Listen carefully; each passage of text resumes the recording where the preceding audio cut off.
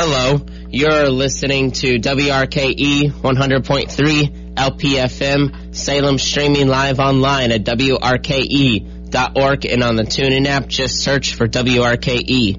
WRKE, celebrating 20 years of ad-free music in the Valley. So anyway, so this is Anakin Heidrich of the Heidrich Motivational Hour and the Coolest Pet in Town YouTube channel, and this is Justin Farmer of with Main Studios here in Salem, Virginia. Okay, perfect. Okay, sweet. So, anyways, before we get started, I wanted to wanted to promote both of our pages out there. I encourage you to follow his studio, and it's spelt just like it is, MANGE Studios. That's right. Perfect. And then, of course, I have the Coolest Pet in Town on YouTube. I have the Instagram page on the same name, and then you know to follow me on my Facebook and my name on Instagram under Anakin Heidrich, ANAKYNHEIDRICH. So I'm going to go ahead, before we get started, what we're going to talk about is kind of his story of his studio, and we're also going to talk about like him, like his aspiration and his interest in like as being a movie buff and whatnot. And I figured I'd also discuss some of the speakers that have influenced me to do what it is that I am doing now. But before that, I'm going to share what I always share for the show, and that's our little assurance by Burton Braley.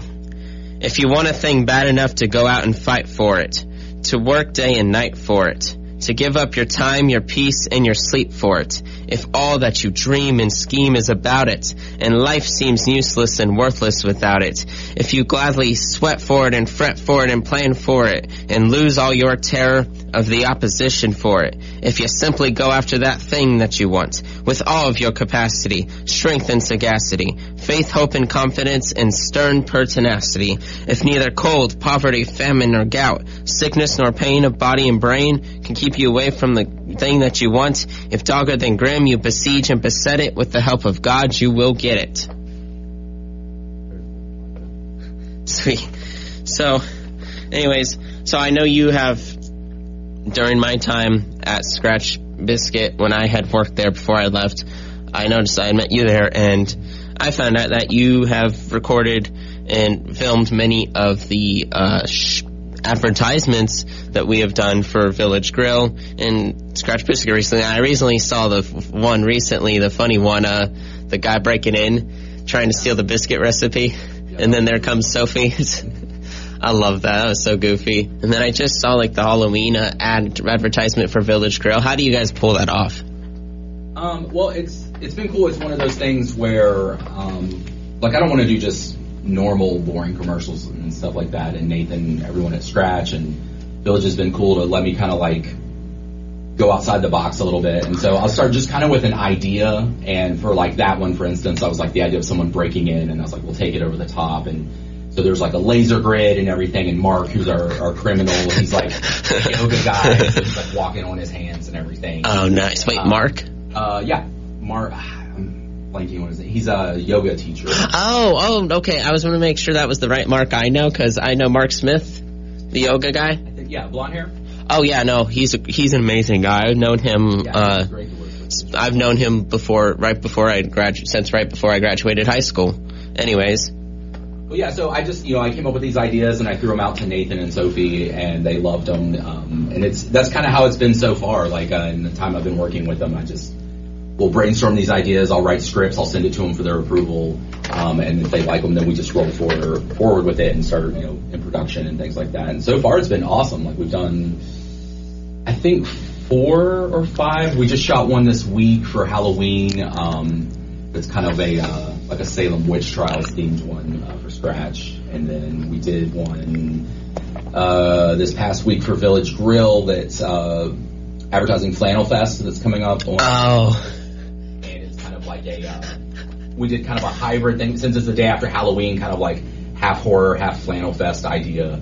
Like a 1950s kind of like the old horror trope of like the couple at like a make-out point, and they hear something, and he goes out to check on it, and then things go bad from there. The typical horror genre formula story. Yeah. You don't go around, or you don't go check, and you don't go alone. Yeah. Anyways. So we took that idea and kind of twisted it a little bit to make it about Flannel Fest, and it's just silly, it's nonsense, and it turned out really good. And I think that's going to be coming out probably on like Facebook and Instagram here this week. All right. Anyways, so I also wanted to ask, what were the 2 other commercials you had done, other than the one for a guy breaking in trying to rob for the biscuit recipe, and the one you had just mentioned recently? We did, for Scratch, we did a commercial advertising their dog biscuits from the point of view of a dog. And we used Sophie's dog, Fifi is the cute little black lab. And so it's kind of from her point of view being walked down with Scratch, and you kind of hear her narration inside of her head. And then we shot one for one of their coffees. So Scratch roasts 4 different coffees there in-house, and their hazelnut blend is called D's Nuts. And so we made a commercial for that one. It hasn't come out yet, but it's done. And it's kind of just a constant play on words of D's Nuts and people enjoying D's Nuts coffee. And, but it's D-E, S, like... I was about to say, we might need a little disclaimer there. But it's a hazelnut, and that's the idea, is it's a hazelnut coffee. And so it's just a constant play on words of that, kind of like a Saturday. The Dark Side of the Moon? Yeah, that's one of the dark roast, I think, that they do. But yeah, I think those are I think that's all the ones we've done so far, unless I'm forgetting some. And then we've done a few. I think I've done a few for Village Grill as well. I take it you've seen Sheila there before? Yeah, she was great. Oh, nice. Yeah, I remember she used to be my boss there while I was still working there. But part of why I kind of had to leave was because of moving on campus, and I just didn't have a way of getting back and forth. As much as I loved it there, I really didn't have a way of staying. And of course, I couldn't afford the car or anything. But we kind of have that, still have that kind of like, but I don't know if you want to call it buddy relationship. Like, there's still some professionality in it because we worked, but we still talk to each other, and I still kind of show her what I've been doing with this show. I still show her everything that's going on with this, and actually I just mentioned to her that you're collaborating with me, and she was super excited about that. Oh, that's awesome. Yeah, she's really cool, and man, the food there is crazy good. Like, I've been trying to try different biscuits every time I go in, and everything's amazing. I just had the Jamaican beef patties last time I was there. Oh, nice. So good. I just went there not too long ago over fall break just to say hi to some people, but I tried the October special. Mm-hmm. You know what I'm talking about? There's like the corned beef hash. Oh, yeah. I love corned beef hash from anything, but I was like, if it was from scratch, it has to be golden. Mm-hmm. Oh my God. Oh, it was to die for. So it's like, I highly encourage everybody who hasn't tried the October special to go out to Scratch. And if you haven't gone to Scratch, go to Scratch, because you will not regret it. And it really also shows the appreciation for what we come in there and what we do every day to give everybody what they want. Anyways, I also wanted to kind of get into Justin's story of how he had the studio, like how, like, just like where this idea first like originated from. Like, did this come from like some passion or some like school assignment or some business idea?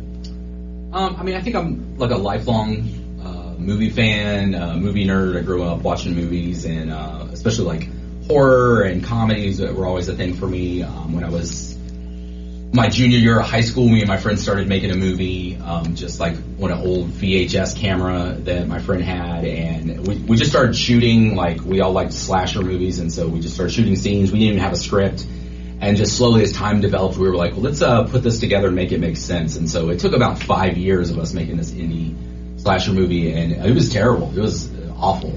But like, from that, I learned that I really liked directing and I liked writing, and so from there, I got into doing video work for a Christian summer camp, and that's where I learned to like edit on Adobe Premiere. I had a friend that knew how to do it and showed me how to do it, and so just kind of as life went on, I started putting all the pieces together, and when I was in my early 20s, the church that I used to go to, they hired this local filmmaker to make like a promotional video for them. And my pastor was like, hey, you should hang out with that guy. So I met that filmmaker and basically just hung out with him for 6 months and went on shoots. And what was his name? Steve Mason. He still works here locally. He used to be a sports anchor on WDBJ7, and he started his own business. So I tagged along with him for 6 months and just went on shoots and did grip work for free just to kind of learn the business. And then he brought me on and introduced me to his coworkers at another local studio, VPS Studios. And I started working there, and they trained me in all things video production. And I worked there for about 3 years. By the end of it, I was doing shoots on my own, running cameras, jibs, audio equipment. I could do everything basically.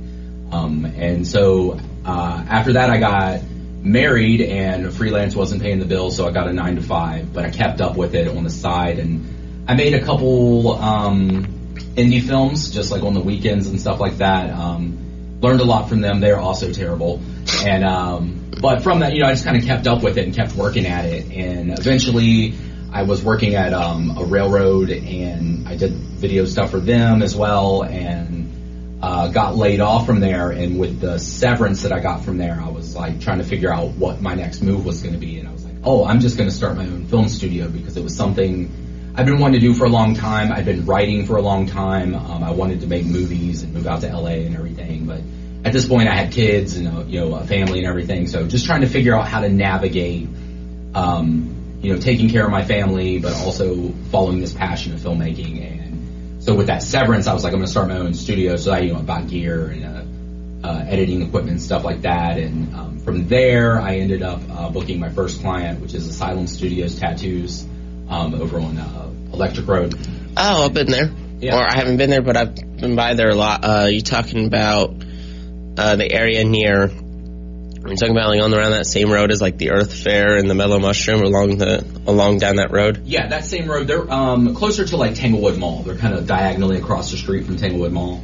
And yeah, they hired me to start making videos for them, and I've been working for them now. I think we're about to wrap up our 4th year working together, and that's been really awesome. They've been really good to me, and kind of, they're like me. They like a lot of horror stuff. They like a lot of silliness, and so we've done all kinds of wild stuff. But then from my work with them is kind of how me and Nathan got together with Scratch and Village Grill, and so it's just kind of cool to see that my business has been growing, and I've done a lot of a little bit of everything, honestly, like music videos and social media content and short films. I just did a wedding in Rocky Mount like a month ago. And I've got like my drone license, and I'm a drone pilot. I do that, so it's been really cool to kind of like just do a little bit of everything video production wise. So that's kind of where I'm at now, is making social media content for businesses. It's kind of my main thing, but also doing original content for myself in my studio. Lovely. And I don't know, the story is like, I remember first starting my YouTube channel nearly 7 years ago, and it's hard for me to even believe it's been that long. But hearing that voice from my very first YouTube video feels so weird, and I'm not gonna lie, it feels a little cringeworthy. But honestly, kind of almost similar. It's like the embodiment of your story a little bit, in terms of the fact that your first everything is kind of be wonky. I guess it's kind of also the embodiment of the quote, like, you don't have to be great to get started, but you do have to get started to be great. Yeah.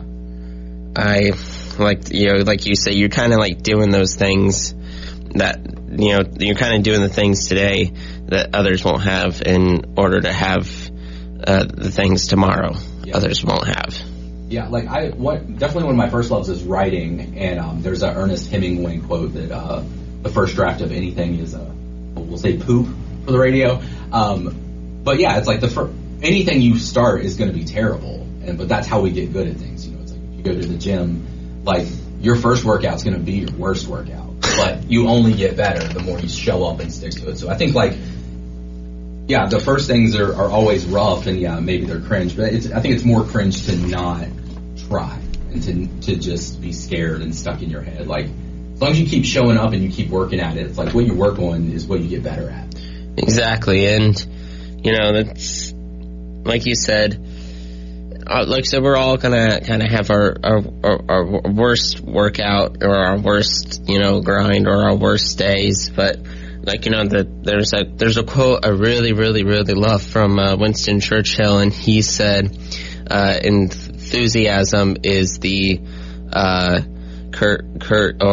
what was it? I believe it was courage is the ability to go from failure through failure without losing your enthusiasm. Mm-hmm. I kind of thought about that, as a way of embodying what you were talking about, and like I said, it's almost like a little bit like a Rocky thing. Like the first workout was always a dud. Yeah. And then eventually it was just getting better, and then of course, I wish I could show, but anyways, I really love that story, and I love that we're kind of able to branch out into, beyond commercials and doing our own little personal stories. Kind of sounds like something close to what I wanted to do, and I've always had this kind of inferiority complex for a while, which is why I hadn't posted on my channel for so long. I'd actually gone 4 years without posting anything public, just because of that inferiority complex and that fear, until I found out what fear really meant. And fear is, false expectations or evidence appearing real. And so I kind of went on and gone after that, and kind of the other thing that kept me going into developing some of the films that I'm working on right now. As weird as it sounds, there was this one film that I saw in the theaters. It was a re-showing of a Jordan Peele horror film, and it was Get Out. Oh yeah, that was a great movie. Oh my goodness, all the complexity and all the layers in it. Like, I watched the video essays on it and all the scholarly papers, kind of like seeing, like, I kind of thought that this is something I want to do. So it's great videos and films of this complexity to kind of get my points across, like how he used kind of like the themes of horror to represent marginalization and racism, not just in the United States, but honestly, you could put it anywhere in the world. So, like I said, that kind of inspired me, and then also seeing the movie The Shawshank Redemption, and seeing one of the classics back in the day, which was called Citizen Kane, about the newspaper tycoon. All of those had so many layers to it that I was like, this is exactly what I want to do. But anyways, I kind of like how you kind of drawn from those same cards, because honestly, if there's no passion to it, why are we doing it? If we don't have any passion to it, then why has it been given to us? And then it wouldn't be worth it. If it wasn't given to us, then it wouldn't be worth it. And so we'd rather keep trying and rather keep going than wondering, spend the rest of the life wondering what if. I had taken a lot of, backlash for, choosing to work in this type of industry and choosing to devote part of my degree in college to studying film and working towards film, and then having my business administration major. So I thought to myself, I was like, I need to discard that. Of course, you take the constructive criticism with you, but if someone tells you you're too motivated, you say the real problem in the industry is that there's a lack of ambition. Yeah. I see it, like you said, I see it everywhere, and they say what you're doing is too complex. You say, I didn't come here to do something simple.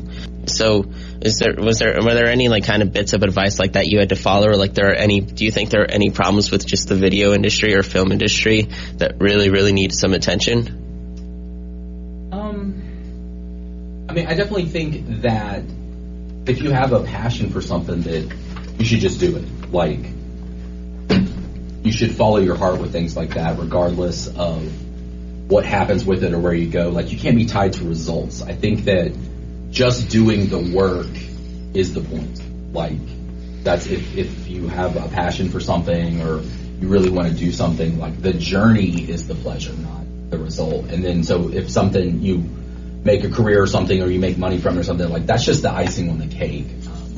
I heard Rick Rubin, the music producer, was talking about art, and he was saying that, like, you can't make things for the result. You make it for the pleasure of making it. And I found like that's for me is what's really rewarding is like the journey and the process. Like I like the writing process. I like production. I like editing, and like just the satisfaction of making the thing that's in my head and that I pull into reality is like enough of a reward.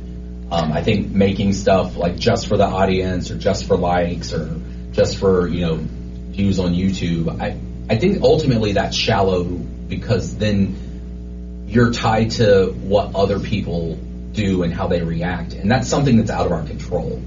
Like you never know what's going to work with an audience or not. Like that's, you can look through the history of Hollywood that like there's so many movies that people didn't think anything was going to come from them and they blow up. Kind of like the ones that I had mentioned? Yeah, like even like you were talking about Get Out. Like I saw an interview with Jordan Peele and he said he threw that movie away like a dozen times.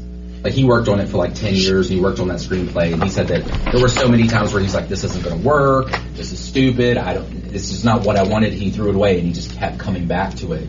And now look at the acclaim. Yeah, it's almost huge. Perfect score on Rotten Tomatoes. It's an amazing movie.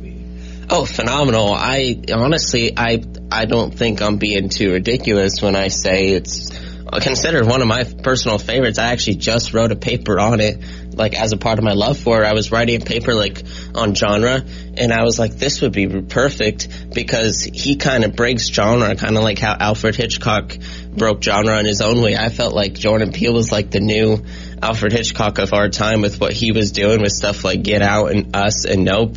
I also saw Us. That one was also amazing, and how it kind of uses like the tethered and the layered and the underground to show the people's voices who are kind of drowned, like how Get Out has the sunken place to show not just like the marginalization of the African American race, but anyone else. Like it's like we're not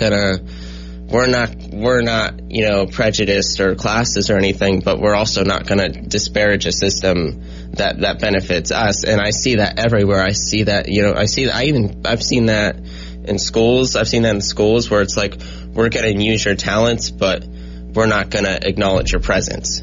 So, like I said, I don't think I'm being far-fetched too when I say I consider him an inspiration, and I hope to work with him one day in some way or another, whether we be co-directors or he be producer, just because of, it's crazy what the impact of one film can do, and it can kind of wake people up. And like, even though that movie was kind of made on like the eve of, during like Obama, it shows that everything's still going, everything's still relevant. And if honestly I had to say anything, I'd say it's been getting worse. And I'm not going to go too deep into the weeds on that, but messages like that are so important. Art is used to make those exact points, kind of like what Get Out did to expose the kind of the simmering racism that still goes on. So I thought part of what I go to art for is to expose some of the issues I see right now. Artists always tend to have work that resonates with the times, whether they be in a good and a bad way, especially like during the Depression or like during wars. Like people write their war stories to show why it's honestly really stupid. And so, like I said, I kind of have to find my why, which is I feel like I have stories that I feel need to be told, especially with the society we're living in and the issues we're going through. I feel like I can make films that show why some of this stuff is petty, like why shouldn't everybody have a phone, or why shouldn't everybody have a home, or why shouldn't everybody have something to eat, and like why do we throw away so much food, and why do we cause so much basically environmental devastation and whatnot, and why it's just so stupid. Honestly, to me, I don't understand it. But like I said, I have my why, and that's my why is to kind of expose these issues, give people a mirror they can't look away from. Right. So I wanted to say, since we all have to have our why, or else it's just not going to work for us. We can have all the skills and the talents and abilities. We can know everything there is to know about what we're doing. But if we don't believe in ourselves and we don't have a why, then it's not going to work out. So what do you believe your why is for doing what you do? Really good question. I think for me, I've always found art to be kind of like a reprieve from, you know, the like daily life stuff that gets you down. Like I like art that kind of lets you go somewhere else mentally. A new world. Yeah, like sometimes you just need like a break. Like I love comedies for that reason, like to just laugh and stuff, you know, regardless of whatever your day's been like or your life's been like. You know, we all have our own hardships and stuff, but sometimes you just need like a break. You need like a breath. And like that's what I love about movies is that, you know, for these 2 hours or whatever that you watch them, you can kind of go somewhere else. Or like even like with books, you know, like that you can kind of transport yourself to another time, another place. Yeah. And so it's like I think that's what I love about art is that you can essentially time travel or go to another place and like learn other things, meet other characters and things like that. So I like that part of it. I think that's a big part of my why is to create these other worlds, these other characters that people can engage with. I feel like I don't know that I have like a strong moral driver, I guess, as far as for what I'm creating. Like I like to make people laugh, and then also I'm a big horror guy, so I like the idea of creating tone that's like scary or uneasy or unnerving. I think that what's great about the horror genre is it lets you experience horrific things in a safe place. And so I like exploring that world. And then really, I think just in general for me, art is this thing that you can go and do things that you can't do in real life, that you can explore topics and all these other things that are fun and exciting. I think Alfred Hitchcock said something that drama is life with all the boring bits cut out. And so like that's what I like about it for me is that it can be more fun, more engaging, and then also you can take those things that you learn from art and kind of bring them into your own life and make your own life more exciting, more fun. So I think that's more of what my why is to give people like happiness in a sense, like whether it's, you know, the funness of like a horror film or like a jump scare or whatever, you know, like this weird tone, or just like a really good joke. Like the feeling of like when a joke lands is like one of the best feelings for me. Like when I write something and I watch it make people laugh, or like making someone laugh so hard that they cry is like one of the best feelings in the world for me. And so I think I'm always kind of chasing that a little bit. Sweet. And like I said, I kind of like that. I feel like, you know, the art in or like film in particular, like allows us to make points that otherwise could not be seen pretty much. And like I said, you know, I love what you think about like with the comedies, with the use of comedy. It's like escaping to this whole other world. Like I have a lot of personal favorites when it comes to comedy. One of these is kind of a little far out there, but I absolutely love Bob Newhart's kind of deadpan comedy in his like older shows. Of course, I enjoy like, you know, the classic 90s 2000s Jim Carrey films, and of course I love me some Eddie Murphy. Coming to America, Beverly Hills Cop, and like the Nutty Professors remakes. Oh my goodness, they never fail to make me laugh, even when I was in my worst moments.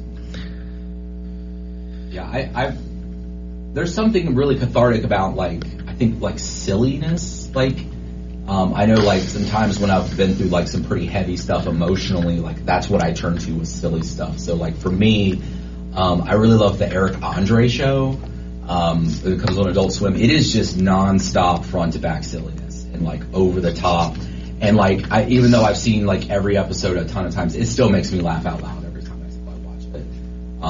And so I love stuff like that. Like one of my favorite movies is The Big Lebowski, the Coen Brothers film. Like it still makes me laugh every time. Like the scene where the dude like hammers the wood into the floor and sets the chair up against the door so the guys can't break in, and they immediately open the door from the other side and the chair just falls. Like it's so stupid. And I love it, you know, like movies like Dumb and Dumber, like oh yes, like slay me. Like I love just stupid, silly humor. Like it's just something about it. Like it never gets the old. Dog Van. Yeah, or the you sold the Fairley Brothers Blind Kid. Yeah, like I love that stuff so much. Like I love the Farrelly brothers. I've seen Dumb and Dumber. I still need to see a few of his others, but of course I've seen. I'm sure you probably know these. I've seen Shallow Hal with. Oh God, yes, with Jack Black, and then I'd say my favorite Farrelly brothers movie has to be Me, Myself, and Irene. Yeah, that's a really good one. Of course, kind of in that Jim Carrey vein, but oh my goodness, that made me laugh so much. I used to like be in this phase where I'd watch that almost every day, and then eventually I'd get so sick of it. And it's been a few years now, but I feel like I kind of need to go back, kind of give that a rewatch. I need to give Dumb and Dumber a rewatch, and I definitely there are a few others of his I do want to see. I want to see stuff like the Kingpin. Oh yeah, that's a great movie. Yeah, I love Kingpin. And then there was the other ones like There's Something About Mary. Oh yeah, that's so good. I heard those two were absolutely phenomenal.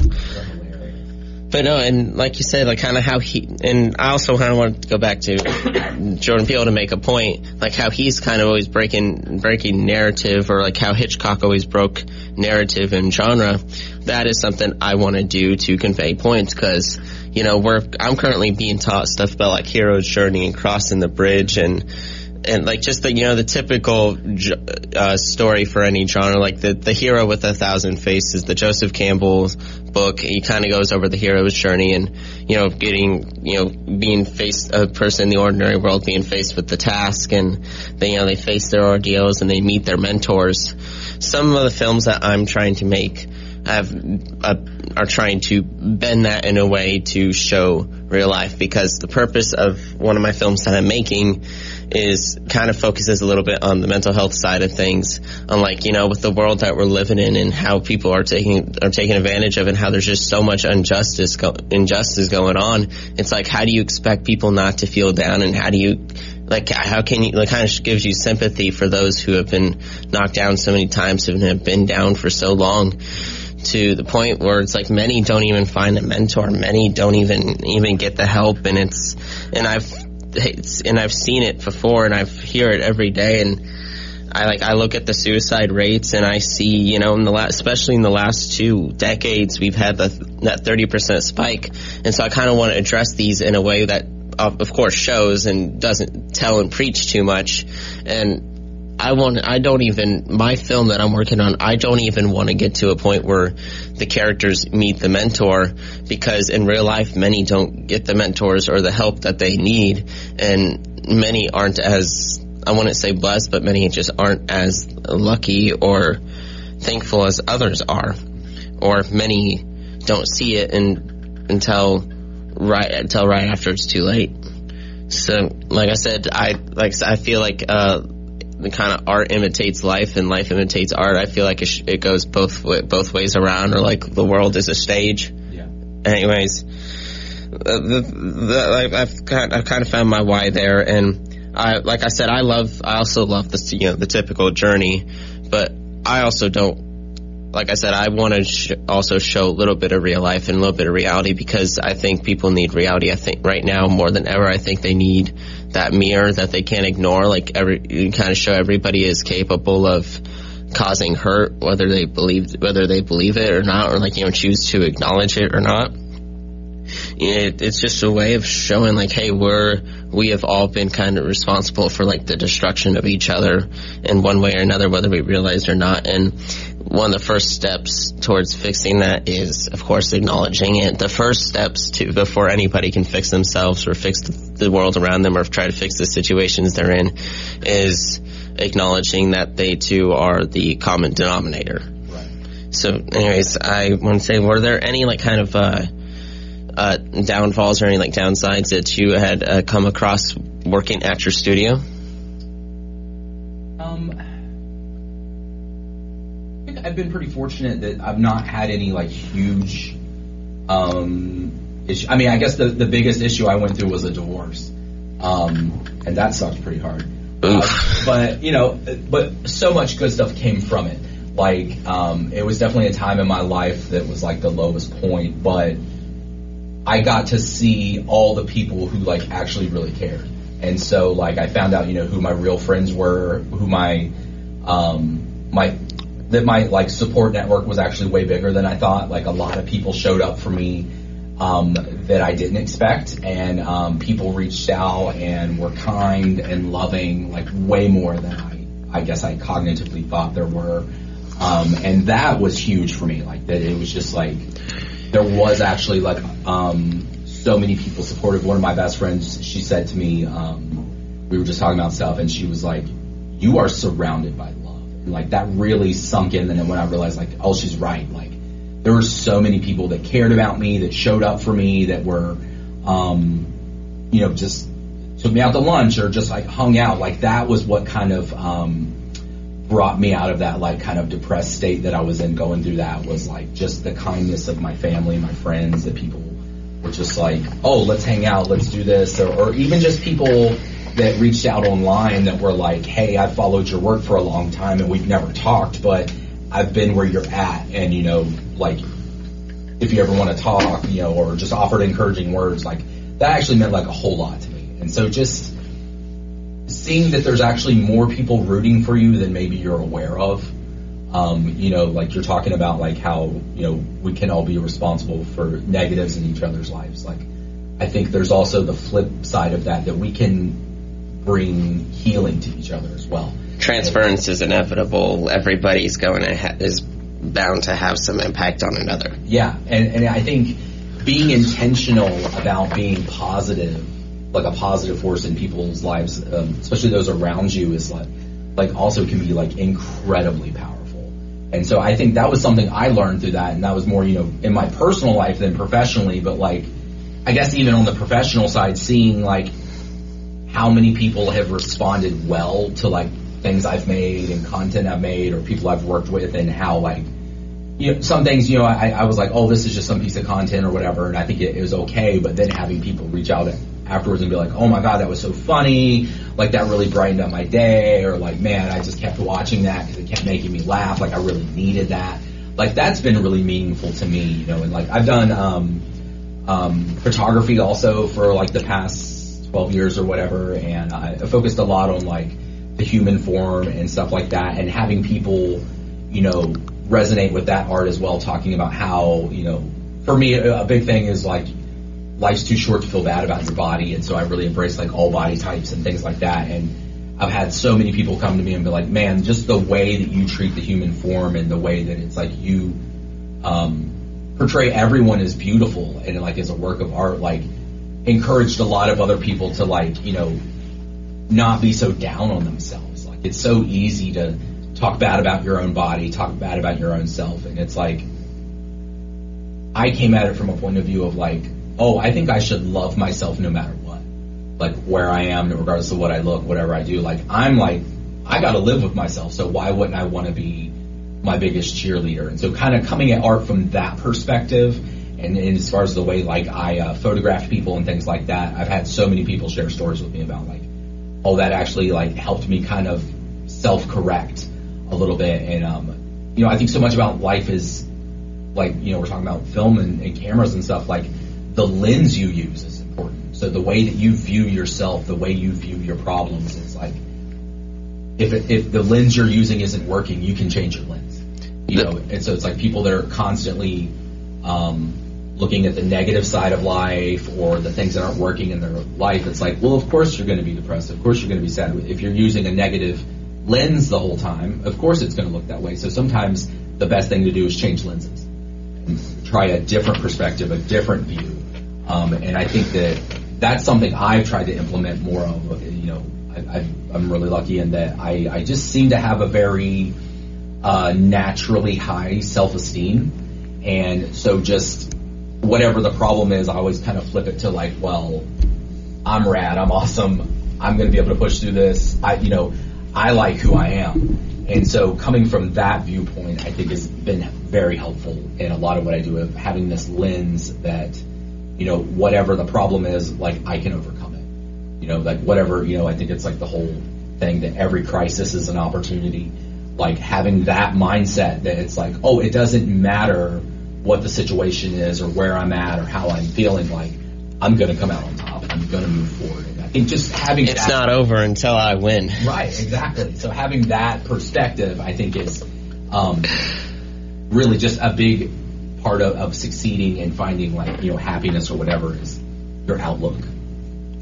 Exactly, and that also brings me back to my other point. I actually recently just saw a quote by that Orson Welles filmmaker that I've mentioned earlier, and he says, the film is like a film. When film is done right, it's kind of done through the eyes of the poet, like the camera is the eyes of the poet, if that makes sense. So I think that's also, it's all kind of imitation of life, pretty much. Like I said, and I had to kind of find out who my real friends are, too.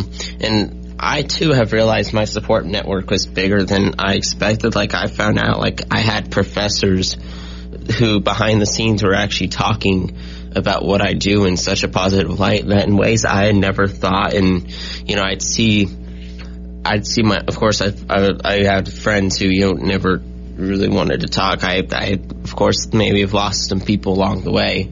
And, of course, I just need to let that go because, if you're the only one contributing to the relationship or the friendship, then I hate to say it, but you kind of need to get yourself in a new group. And that's also kind of part of the changing your lenses and trying to find other people. And believe me, I understand it's painful to anybody. Change is always painful. If it's not painful, then it's not real change. And like I said, I used to go to all these events at this college, and I'd always be trying to yearn for friends and whatnot and trying to find other people because I had always been used to kind of being alone and almost self-sulking, and that kind of contributed.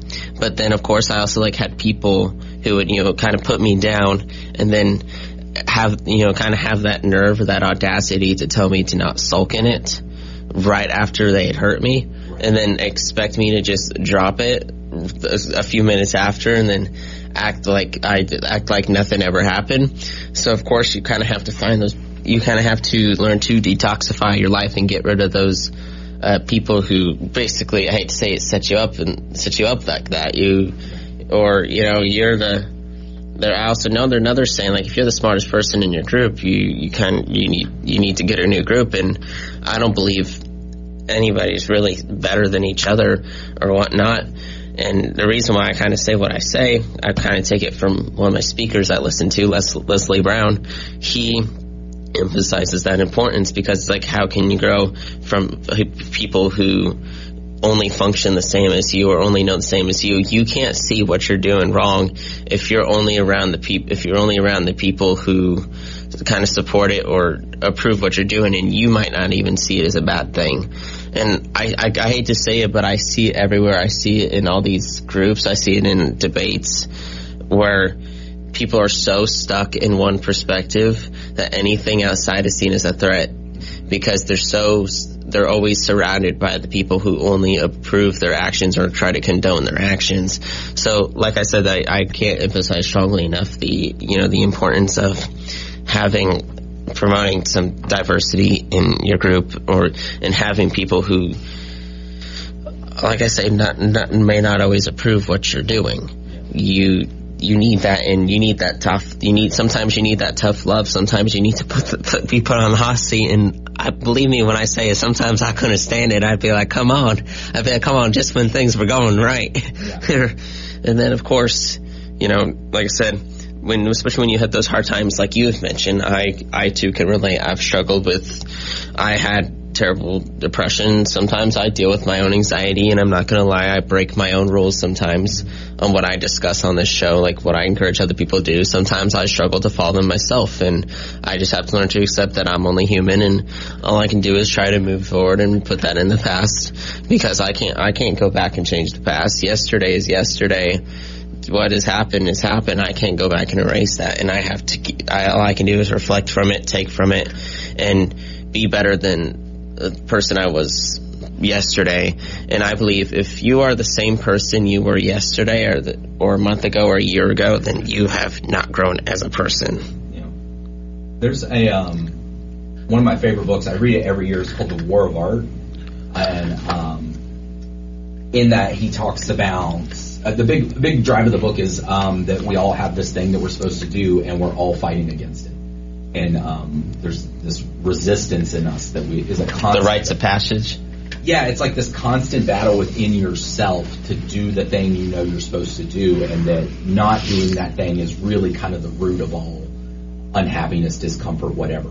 And he talks about that when you are following the thing that you're supposed to do, and you're, you know, like we're talking about, like you're trying, you're pursuing your passion, whatever, you're doing this thing, the people who aren't doing that, they take that offensively. And so those are the people who are going to speak negatively about you. They're going to try to discourage you. They're going to try to Amen. talk down to you, or they're going to pretend to be your friend and try to get you to calm down, simmer down, not do this thing. Try to keep you in line. Yeah, and kind of, you know, like in the hero's journey, then all the different archetypes that are in that, there's the friend who's actually the enemy and like is trying to derail you from your path. And you have to watch, like, you can't be in relationship with those people. Like, the people who see you doing something and aren't happy for you, like, they're not worth having around. Like, even if it's family, lifelong friends, it's like you have to follow your passion. And so if that means cutting out people who aren't, you know, supportive or who are trying to drag you down, like, that's just part of it. And that's life. And I think that not all relationships are meant to last forever. And that doesn't mean I don't love you any less. I can't, like I said, you know, you can't afford to be dragged down. And I've had to learn that the hard way. Like, I've really faced a lot of backlash, and I've had people tell me my work never found an audience. And you know what I said? I said to myself, you know, that's maybe a couple people out of 8 billion people in this world. That is not even a drop in the bucket. And I was like, you know what? You know, special alert, not everybody is going to like you. Yeah. So, or not everybody's going to like your work, or there's always going to be some people who you're never going to be able to convince. And then that's the real ignorance. The real ignorance isn't from being unaware or being unknowing or being unsophisticated, but it's refusing to learn another side of things, because you have to understand there's two sides of the same coin on anything, as similar to what you had mentioned, and I couldn't agree more. And you have to, like I said, you detoxify your life. You have to, sometimes you might have to put some friends on the side. It hurts, but it's true. And sometimes you might lose some people, and it may hurt, but it's true. But again, it shows you who your real friends are, and which friends are only pretending to help you, or, you know, how do I want to put this, as, you know, really kind of like setting you up. And I've had friends who tell me, oh, if it's too risky, it's like they're just the product of their environment, of like the world that has kind of become so negative, where it's like any positivity is almost seen as a threat, or like anything new or any new perspective is pretty much a threat. It's honestly kind of sad, and I feel like it's a solvable problem for us. Well, I think, like you said at the beginning of the show, I think all that has to do with fear. I think people are scared. Like, they're scared to do the thing that they feel like they should do. And they have excuses for why they shouldn't do it. So it's kind of like the whole, like, crab in a bucket analogy. Like, anyone that's trying to reach up and get out or do better, there's all these people that want to pull them back down, because it's like, well, if you're doing better, then that makes me look at myself and say, well, I should be doing better. And I don't like those feelings, because I'm scared. That's a fixed mindset. Yeah, whatever reason you're scared. And so it's easier to lash out at someone who's challenging you to be better than it is to look inward and fix your own problems. And I think it's just a fear thing. Like, people are scared of change, or scared of trying, or scared of other people's opinions. And I think that when you're pursuing whatever your passion, your calling, like, you have to get over all that stuff. Like you have to get used to being uncomfortable, being embarrassed, and like, you just have to stop worrying about what other people think, because at the end of the day, like, no one really knows what they're doing. No one really knows what they're talking about. We're all human beings. We're all just trying to find our own way in life. And it's like, if you're so caught up on what other people think and their opinions, like, you're never going to grow. You're never going to move forward. And so you eventually just kind of have to be like whatever about all of it, and just follow your passion, follow your heart. And people are going to feel how they want to feel, right? Like you're saying, like, not everyone's going to like your art. That is 100% fine. Like, nobody likes, there's no art that everyone likes. right? Like and that's fine. Like everyone likes different things. That's part of being human. We're all different. We're all different people. We all have different tastes, and it's fine. Like if someone doesn't like your stuff, okay, it's not for them, and they can move on. And the same for us. Like I don't like all kinds of music or films or whatever, but I'm not going to sit here and waste my time and hate on it. It's like, okay, it's not for me. I'm going to move on and focus on the things I like. Let them like their stuff. You don't have to get it. Yeah. You don't have to yuck someone else's yum, as one of my friends said. Oh, I love that. Okay, I absolutely. That is. I'm sorry, that almost made me laugh. I'm not gonna lie. Yeah, yuck someone else's yum. But no, it's like kind of what you said too earlier about the discomfort. I've mentioned this before about like the habits that disciplined people go through, and it's not always kind of forged through the early nights or the early mornings and late nights, but it's just embracing the discomfort overall, because all the discomfort is just the kind of the testament to the resilience that you've kind of committed, you've kind of gone through. If you're not operating on that massive relentless scale, it's not going to work out if you're not putting in 120%. As Eric Thomas said, you're not gonna.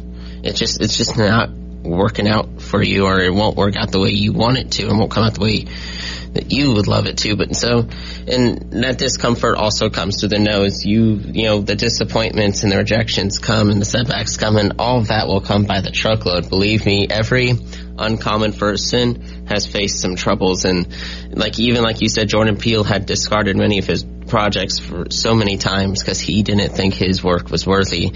And I feel like I'm through that my phase, but I also believe in me, like him, that success will be inevitable for me soon enough, and I believe it will also be inevitable for you too. Everybody kind of has their own inspiration, and I'm sure he's been told no so many times, and you kind of have to learn to do what like Les Brown says, which is make no your vitamin. And what that means is you embrace the no, because every no is bound to be closer to a yes. People are so negative that they have to say no 7 times before they say yes once. And every no is that, of course, that mile marker of how far you come in the resiliency. Yeah. Well, and a lot of things, it's kind of just like a numbers game. Like, there's so many, like, it just makes me think of like, so like after my divorce when I was single, like I'd been married for 15 years and I'd been with that woman for 17. So like getting back into the dating pool after all that time was wild. Like it was a totally different world. And, getting on the apps or whatever, and I was just trying to like meet people, and like I knew it was just a numbers game. Like you had to swipe so many times, talk to so many people before you finally like met someone, and you had to keep trying, like you had to like talk to people. And so like, yeah, there were so many, women that I talked to that just like the conversation fizzled out, or, people ghosted me or whatever. But I just kind of stayed in. I was like, whatever, this is just part of it. And eventually, like, I met some really awesome people, and I eventually like met my now girlfriend, and we've been together for, a couple years now, and things are great. And so it's like, but you kind of have to like get through all the stuff, it's like like working out or whatever. Like I used to weigh a lot more, and then I had like a wake up call that I needed to prioritize my health. And so losing weight and getting in shape came with a lot of discomfort. It came with a lot of saying no to, eating things that were not good for me. And it came with a lot of like getting up and going to the gym or going on runs and doing things that were uncomfortable, but it got me closer to my goals. And so I think comfort is kind of a thief of joy, and that it's like, yeah, you can be comfortable in the moment, but it robs you from your future self, of being this person you want to be. So whether it's like, if you're trying to grow a business, like maybe you got to do a bunch of cold calling that's uncomfortable, or you got to go meet a bunch of people you don't know and you don't feel confident. It's like, but every conversation you have gets you closer to where you want to be. Every cold call, every networking thing or whatever, it's like all of that gets you closer. All those no's get you closer to a yes. And so I think understanding that into whatever your endeavor is, like getting into it, is beneficial, because it's like no matter what, you got to work to get there. Like nobody gets just given their destiny. Like no one gets to like, oh, I want to make a movie, and you make a movie, and then you're the next Quentin Tarantino. Like that, it doesn't. No, it doesn't work that way. no musician picks up a guitar for the first time. And hours of studying. Yeah, and it's like, there's I forget the name of it. There's this great documentary, I think it was on Netflix, about the Chicago Bulls and kind of Michael Jordan's rise and everything like that. And the reason Michael Jordan was so good at basketball is because he practiced obsessively. Like he eat, sleep, breathe, dominate. Just constantly working. Even like when he was at the height of his game, he was out practicing, outworking other people. And you see that with people who are great at what they do. They just put more hours in. Like there's that book, The Outliers, that Malcolm Gladwell wrote about all the people who are these amazing people. And it's like when they studied them, it's like they just practiced more. They just put in more time than everyone else. And so it's like huge amounts of work are what stand between you and the thing you want. And there's no shortcut for it. There's no getting around it. And so I think the sooner you accept that and just take the journey, the easier it is to get where it is you're trying to get. Exactly, and the people I tell other people too, there are never any shortcuts to success. The people that I see out there who claim to be successful, or like their posts, who believe they're 23 years old and they have a car and they flex their abs and they go on social media and they say, if you're saying yes to donuts, then you're basically you're overweight and you should be ashamed of yourself. You should kind of reflect me. And then I see the people that these people are making fun of, who are so much, I hate to say it, much more superior to you. Like if you lost everything, you wouldn't have anything. But if I lost everything, I'd be able to get back on my feet. And also because I treat people with basic human decency, while you're kind of boasting about yourself and boasting about discipline so much that you forget to discipline your own actions. And so, what you were mentioning earlier, it's hours and hours and hours of practice, even when it's difficult and hard. There were many nights working on this film and working and studying film and doing what I want to do with business, to where many nights I've hardly even slept. And part of it was just because I was so hungry for it, to the point where it's like nothing could get me, and I feel like I needed to take advantage of those times where I couldn't fall asleep because I wanted something so bad enough. When you want something as bad enough as you want to breathe, I believe that the success will kind of be inevitable for you. Yeah. Well, and it's also one of those things, like, do it now while you're young. Like, you're a young guy. Like, I'm 42, and like, I wish I had more of those conversations in my 20s, because I don't feel like I really figured out my path until I was like in my mid 30s. And so like, I felt like I kind of like wandered for a while, and now I'm in this place where I'm like, gosh, like I wish someone had kind of kicked me in the butt in my 20s and be like, dude, like you need to lock in and put in the work now, so that then you can reap the benefits in your 40s, when it's like you're going to want all this other stuff and your time will come. Yeah. And so I think, like you're saying, like if you're young, if you're in your like teens or your 20s, like work your butt off, dude. Like don't worry about like hanging out or going out or partying and all that stuff. Like there'll always be time for that. You have to say no to the parties sometimes. If you're constantly going to the parties, you're constantly going out and you're drinking and you're giving these bad habits, or you're always sleeping in. You can sleep in sometimes, but if you're always sleeping in, and then you're sitting there wondering why you're feeling sorry for yourself, then you clearly don't want it bad enough. Yeah, it's like I think you got to take advantage of your youth while you have it, because you're not going to always have it. Like you're going to get older, your body hurts. Like it's like it's just part of aging, And when you're young, you feel like you'll be young forever, but. Like I'm the tattoo shop I work for, there's some young apprentices or new tattoo artists, and I've told them all, I'm like, dude, grind now.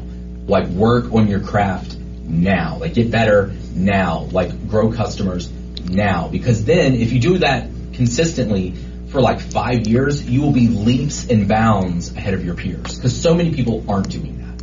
And then you're going to be the one that everyone's looking at in their 30s like, gosh, I wish I had what he had. You're a person that represents integrity, respect, responsibility, courage. Yeah. Do it now. Don't wait.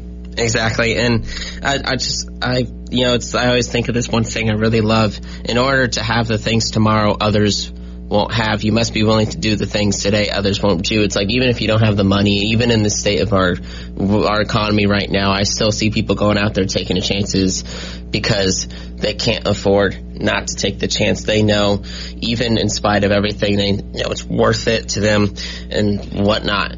But anyways, I hate to say it, but we are kind of coming to a little bit of a close, and I want to say thank you. Yeah, thanks for having me. This has been fun. Oh, God, yes, of course. And anyways, I have to kind of close out. You're listening to WRKE 100.3 LPFM, Salem, streaming live online at WRKE.org, celebrating 20 years of ad-free music in the Valley.